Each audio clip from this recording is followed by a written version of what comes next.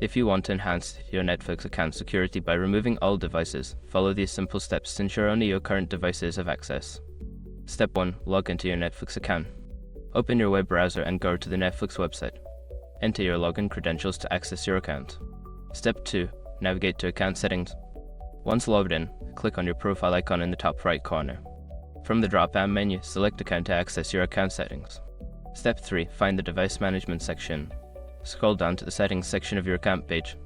Look for the option labeled Manage Devices or Recent Device Streaming Activity. Step 4. Review active devices. In the Device Management section, you will see a list of devices that have accessed your account recently. Review this list to identify any old or unauthorized devices. Step 5. Sign out of unwanted devices. Next to each device, there will be an option to sign out. Click on the Sign Out option for any device you want to remove from your account. This action will lock that device out of your Netflix account. By following these steps, you can easily manage and secure your Netflix account by removing old devices. Regularly checking your device list helps maintain your account's security.